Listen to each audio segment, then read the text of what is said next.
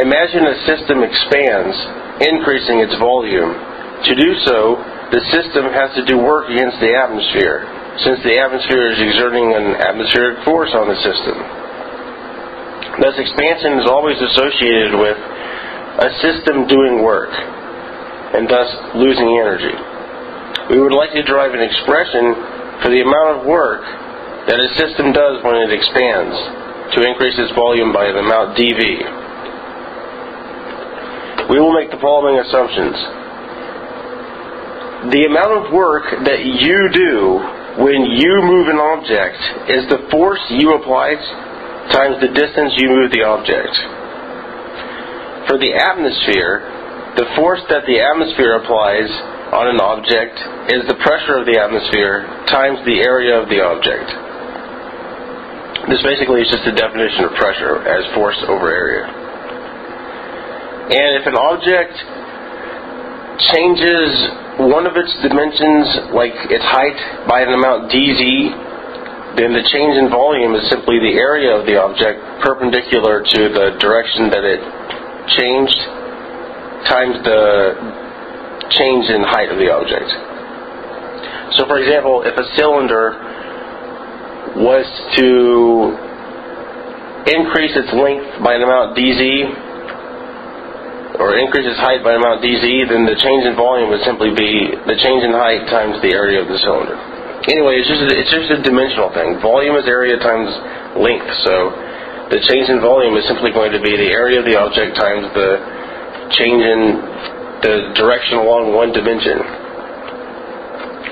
Alright, so imagine that we have, instead of a cylinder, imagine that we have a rectangular solid-shaped object, and this object cross-sectional area is going to remain the same, but its height is going to increase by dz as shown on the screen.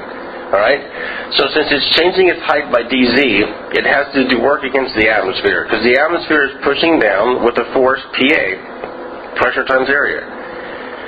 Alright? So we've agreed that the work that the rectangular solid must do to move the atmosphere in amount dz is the force it must apply